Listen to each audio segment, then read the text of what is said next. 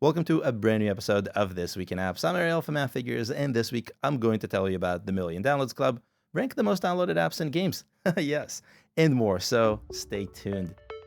A few days ago, I polled my Twitter followers and asked how many apps and games they thought get more than 1 million downloads a month on the App Store and on Google Play. Easy, right? The popular opinion was that fewer than 500 apps and games are in the Million Downloads Club, and that's actually incorrect. The real number is higher. I used Explorer to find all the mobile apps and games that get at least 1 million downloads every month across the App Store and Google Play. And that search resulted in 1,305 apps and games. Yes, more, a lot more. Instagram and TikTok lead the way, of course.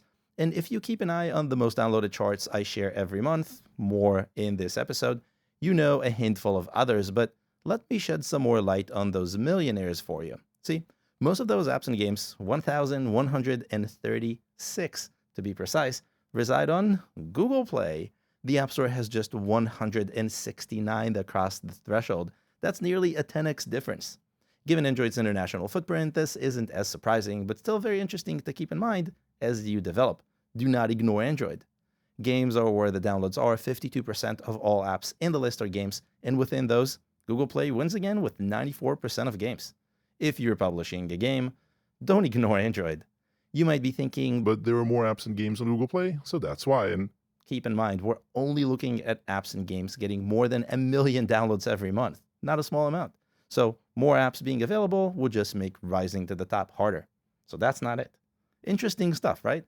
Now, downloads don't mean revenue. I'll be looking at that in the near future, and there the results are going to be very, very different. So stay tuned and subscribe if you haven't already. March is behind us, so I crunched the numbers and ranked the most downloaded apps in the world.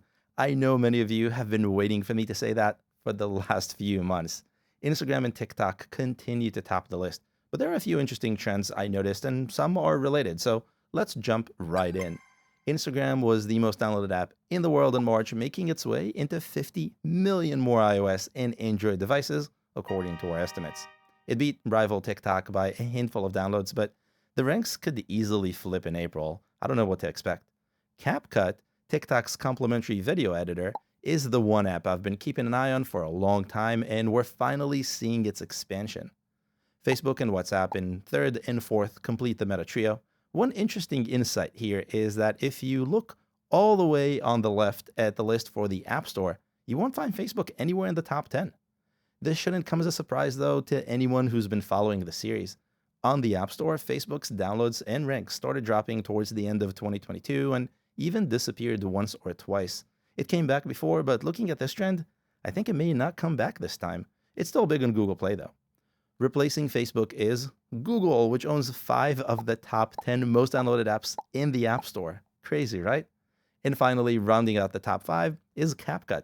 I only expect to see it rising in rank in the future. I talked about CapCut a whole bunch of times over the last few months. I'll link those episodes in case you want to see more numbers about its expansion, revenue growth, and download growth. It's wild. Spotify and Shein squeezed into the list in March as well. The two have appeared on this list before, but they're not there often. You may be surprised Temu hasn't made the list. I was for a little bit, as it dominates the US App Store. But keep in mind, this list looks at global downloads, and Temu isn't focused on any other market other than the US. So even though it's getting quite a few downloads, 9 million in March from both platforms, it just isn't enough to make it into the global list. Close, but isn't enough. Together, the top 10 most downloaded apps in the world across the App Store and Google Play saw 308 million downloads according to our estimates. That's a tad shy of last March in 2022, but not enough to cause concern considering the top results are really almost identical. And if you're looking for the most downloaded games, here we go. I rounded up the numbers and ranked the most downloaded games in the world now that March is done, and I have to start this one in reverse because the numbers, they tell a story. See, in March, our estimates show that the top 10 most downloaded games saw 125 million collective downloads from the App Store and Google Play worldwide.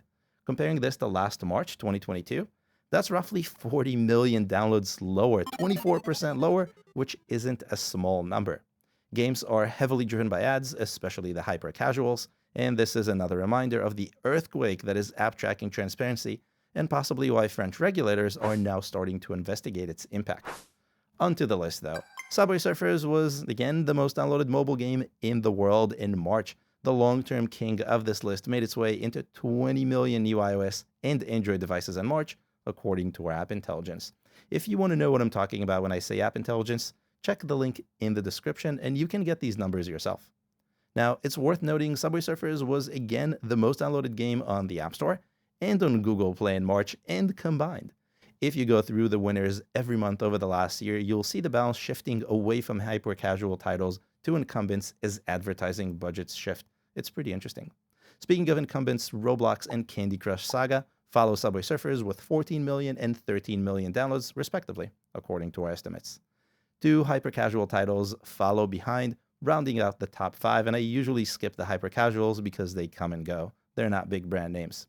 There are more hyper-casual titles in this list than I expect to see, but then I remembered spring break is in March, and it made more sense. Have you learned something new so far? Were you entertained?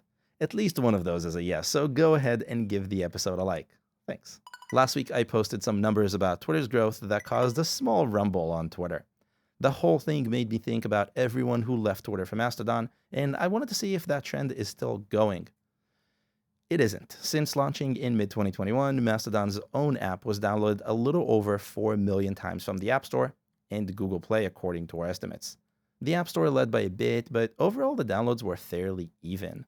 Before Twitter became news, the Mastodon app was seeing a couple hundred downloads a day, on average. When Elon took over, downloads rose sharply and into the tens of thousands, just to jump into the hundreds of thousands a few days later.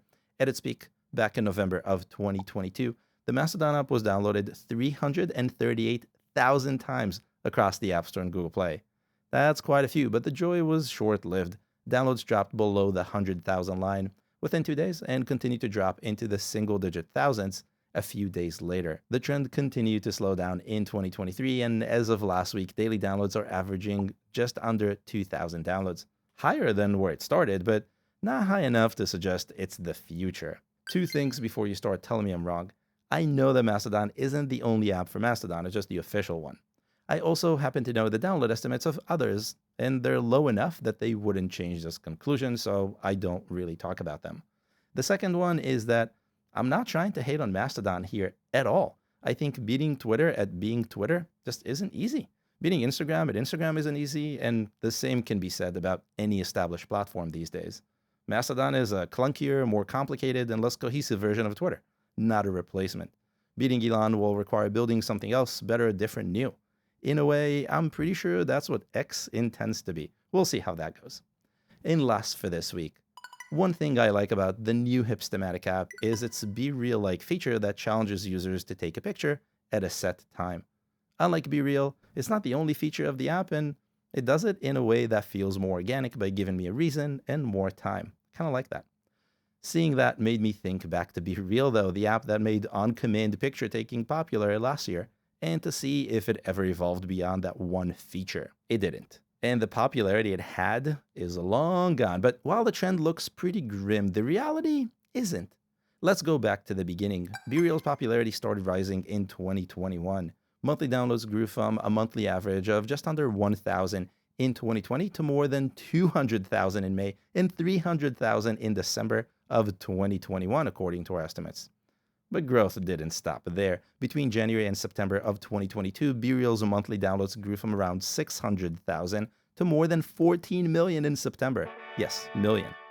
Downloads grew more than 13x in 9 months, and the app itself hasn't even evolved. And worse, it didn't find a way to make money.